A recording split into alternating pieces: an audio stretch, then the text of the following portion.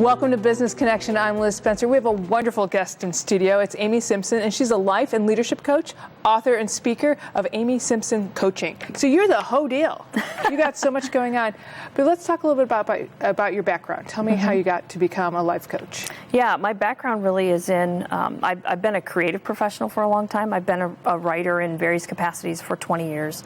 But at the same time, I've been involved in business. So my background is mostly in the publishing business. So I've been doing that for 20 years in various capacities too, both on the creative side, as editorial, and on the more business marketing and business end, and in leadership, including some time in executive leadership. So I have a kind of a varied background, but all of that sort of comes together for me in an intense interest in people. I love to support people, and in my experience as a leader, you know, what I really loved most about being a leader in business was the opportunity to look at people, to know them and understand them, to understand their strengths and weaknesses and plug them into places where they fit best, challenge them to reach their potential, and really do a lot of what I do now as a coach. So that's one of the things that attracted me to coaching, was my experience in business leadership and understanding what I really liked about that and what I was best suited for. Now we hear that buzzword coaching, life coach, a lot, but what is a coach to you? Yeah, and it's an important question, because there are a lot of people who might define it differently, and different approaches and different training programs. And even people who are doing coaching almost as a hobby. For me, it's a profession and something that I'm actually formally trained to do. And the way I see it is that coaching, in very broad terms, is an intentional relationship that helps people move from where they are to where they want to be. And that's a very broad definition, because it's really different for every person. For some people, they come into coaching knowing very clearly what that means for them, what they want. They know, they want to start this business, or they want to do this project, they want to write a book, they want to change a relationship, whatever it is. And other people, they don't really know what that means for them. They know they want something to be different from how it is now, but they're not sure. And it really, in either case, I can come alongside them as a coach and help support them through that process. So somebody who knows what they want to be different, I help them set goals, I hold them accountable, I support them as they move through that process. I help them keep in mind why they wanted to make that change in the first place.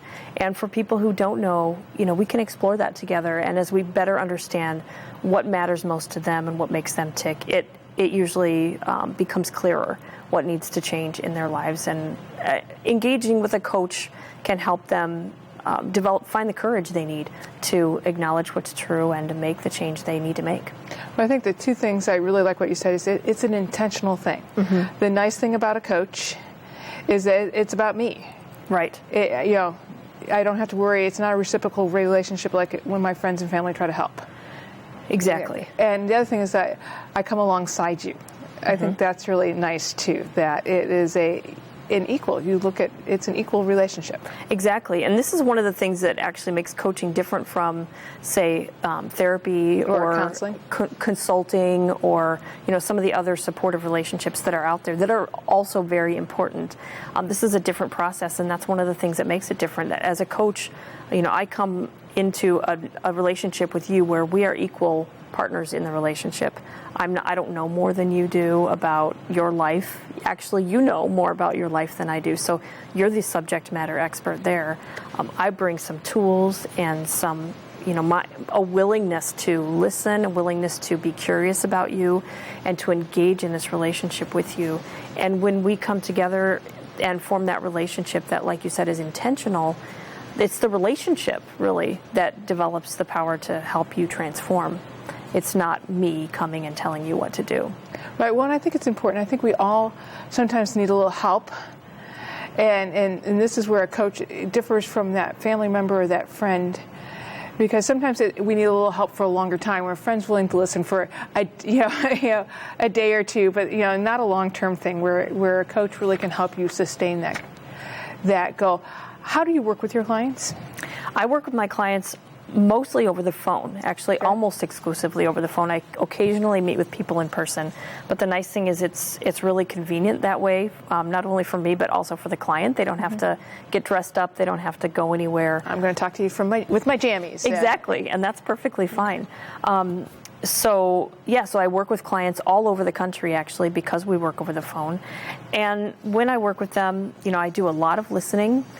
And I listen very intentionally, not just listening to what people say, but listening at a couple of levels deeper. And also, I ask a lot of questions.